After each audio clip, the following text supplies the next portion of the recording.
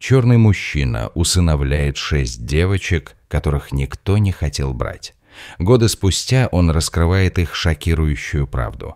Дэвид Томпсон – человек с глубоким содержанием, не только в смысле профессионального успеха, но и по части характера и принципов. Высокоуважаемый бизнесмен и филантроп, Дэвид всегда был глубоко вовлечен в жизнь своей общины, внося вклад не только финансовый, но и активно участвуя в различных общественных программах. Тем не менее, несмотря на внешний успех, Дэвид несет тяжелый груз в сердце. 2 года назад в автомобильной аварии он потерял свою любимую жену и дочь.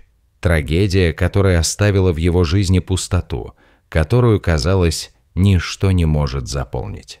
Хотя он продолжал заниматься благотворительностью и оставался активным членом сообщества, чувство опустошенности все равно не покидало его. Жизнь Дэвида круто изменилась в обычный на первый взгляд день. Он узнал о 6 белых девочках в возрасте от 5 до 12 лет, которые отчаянно нуждались в любящем доме. Эти дети уже долгое время находились в системе приемных семей, но, к сожалению, никто не хотел их усыновлять из-за множества физических и психических трудностей, с которыми они сталкивались. Судьба этих девочек глубоко тронула Дэвида. Он мог понять их чувство потери и брошенности и в душе знал, что способен кардинально изменить их жизни. Решение Дэвида усыновить всех 6 девочек было продуманным и обдуманным. Он понимал масштаб ответственности, которую берет на себя, и полностью осознавал предстоящие сложности. Эти дети пережили травму и брошенность, сохранив шрамы прошлого.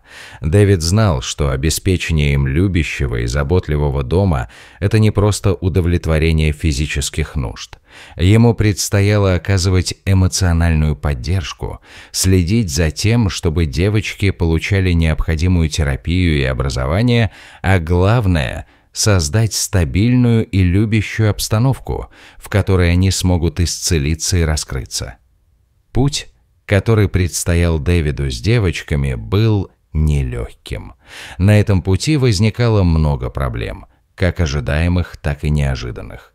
Девочки изначально были замкнуты и насторожены после того, как взрослые в их жизни их разочаровали. Потребовалось время, терпение и много любви, чтобы девочки начали открываться и доверять Дэвиду. Несмотря на трудности, Дэвид оставался тверд в своем намерении помочь девочкам. Он обеспечивал их нужды, поддерживал в терапевтических сессиях и, что самое важное, создавал стабильный и любящий дом, где девочки чувствовали безопасность и заботу. Решение усыновить 6 девочек стало переломным моментом в жизни Дэвида. Это заполнило пустоту, которую он ощущал после потери жены и дочери, и дало ему смысл, которого раньше не хватало. Хотя путь был сложным, он оказался невероятно вознаграждающим. Дэвид смог подарить любящий дом 6 детям, которые отчаянно этого нуждались, и на этом пути сам нашел исцеление и удовлетворение. Этот опыт научил его, что любовь не знает границы, что семьи могут образовываться самыми неожиданными способами. Эмили, Грейс, Сара, Лили, Эмма и Ава, каждая с грузом своего прошлого, были приняты в новый дом к Дэвиду и его поддерживающему сообществу. Девочки, каждая со своей уникальной личностью и трудностями, были объединены общими переживаниями и нуждой в стабильном и любящем доме. Эмили, старшая Воя, ощущала ответственность за младших сестер и осторожно относилась к новым людям. Грейс, нежная и добрая душа, страдала от тревожности и нуждалась в постоянном ободрении. Сара, умная и любознательная, была диагностирована с синдромом дефицита внимания и гиперактивности, СДВГ, и требовала дополнительной помощи в учебе. Лили, творческая натура в семье, боролась с проблемами самооценки. Эмма, самая младшая, была застенчива и замкнута, а Ава – общительная и открытая. Справлялась с эмоциональными шрамами прошлого. Дэвид, осознавая сложности девочек, предпринял активные шаги для их благополучия. Он записал их в близлежащую школу, известную своей поддерживающей и инклюзивной средой. Понимая необходимость дополнительной помощи, он нанял репетитора для поддержки в учебе.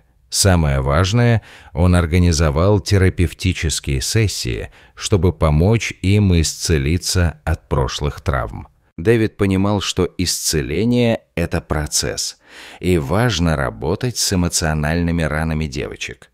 Изначально девочки были насторожены и недоверчивы. Их уже подводили взрослые в прошлом, и им было сложно сбросить охрану и снова поверить. Однако терпение и доброта Дэвида постепенно завоевывали их доверие.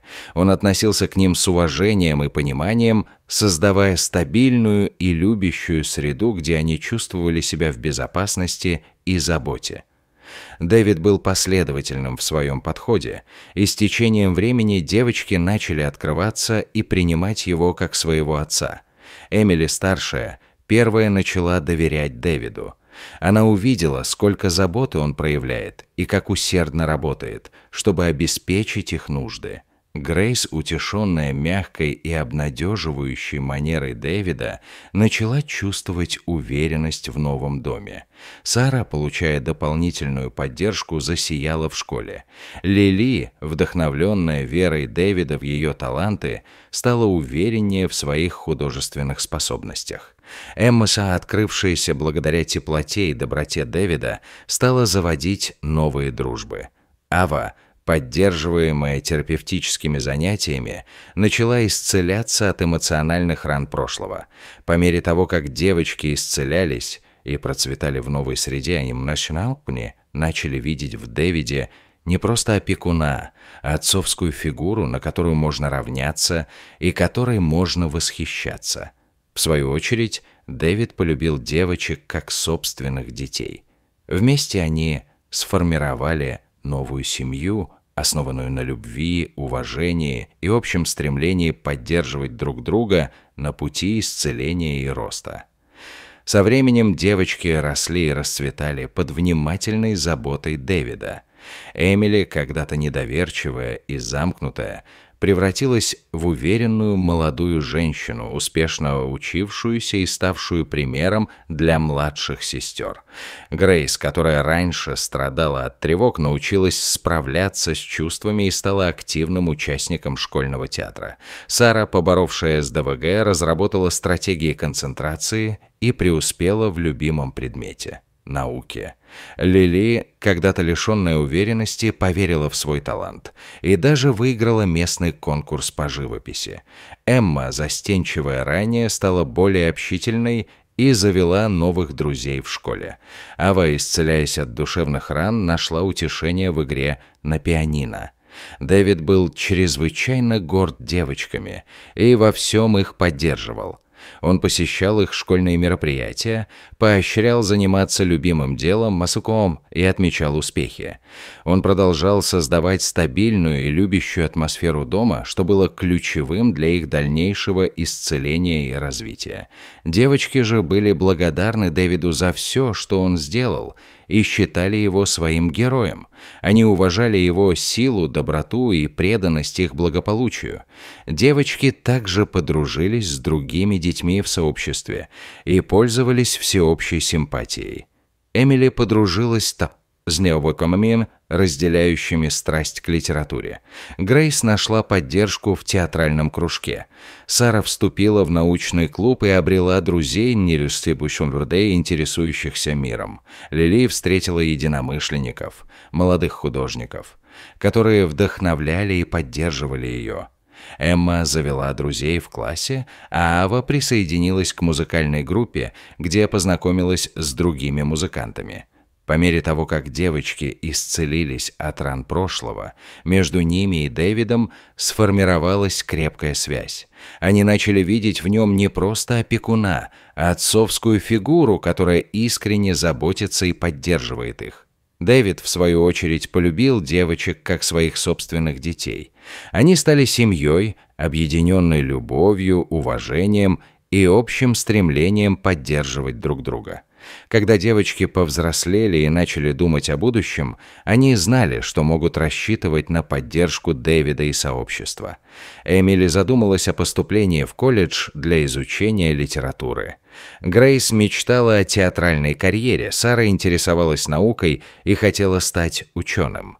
Лили мечтала стать профессиональной художницей. Эмма хотела стать учителем, а Ава – концертной пианисткой.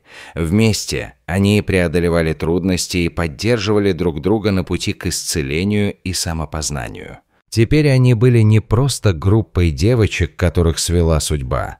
Они стали семьей, связанной любовью и общей задачей поддерживать друг друга в пути к исцелению и развитию. Однажды Дэвид получил письмо, которое навсегда изменило их жизни. Это было от женщины, утверждавшей, что она биологическая мать девочек. Она выразила глубокое сожаление и горе из-за того, что не смогла их защитить, и желание восстановить отношения. Дэвид был шокирован этим откровением и разрывался между желанием сказать девочкам правду и стремлением защитить их, скрыв правду. Он понимал, что это может нарушить спокойствие и стабильность, которую им удалось построить. В то же время он осознавал, что девочки имеют право знать о своей биологической матери и что скрытие этой информации может вызвать в будущем чувство обиды. В конце концов, он решил рассказать им правду. Он собрал девочек и объяснил ситуацию, при этом заверяя их в своей любви и поддержке. Независимо от всего, девочки были сначала потрясены и растеряны. У них были смешанные чувства к биологической матери, и они не знали, как поступить. Эмили-старшая испытывала предательство и гнев на мать за ее отсутствие в трудные времена. Грейс была в замешательстве и не знала, что чувствовать. Сара была любопытна и хотела узнать больше о матери. Лили испытывала сочувствие и желала восстановить контакт. Эмма колебалась и не была уверена, что делать. Ава, самая младшая, была взволнована возможностью возобновить отношения с матерью, но также испытывала верность к Дэвиду.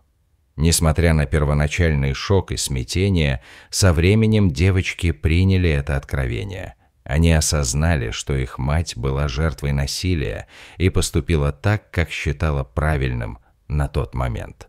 Девочки были благодарны Дэвиду за все, что он сделал, и знали, что он всегда будет важной частью их жизни. Они решили поддерживать отношения как с биологической матерью, так и с Дэвидом. Воссоединение с биологической матерью было эмоциональным и исцеляющим опытом для всех. Девочки смогли выразить свои чувства и задать вопросы, а мать извиниться и объяснить свои поступки. Вместе они начали восстанавливать отношения и лечить раны прошлого. В итоге они все жили долго и счастливо. Девочки поддерживали тесные отношения и с Дэвидом, и с матерью, став частью жизни друг друга. Дэвид гордился сильными и стойкими молодыми женщинами, которыми выросли девочки, и был благодарен за возможность быть частью их пути. Девочки же были благодарны Дэвиду за любовь и поддержку, а также за возможность восстановить связь с биологической матерью. Вместе они сформировали уникальную и любящую семью, основанную на любви, прощении и общей готовности поддерживать друг друга.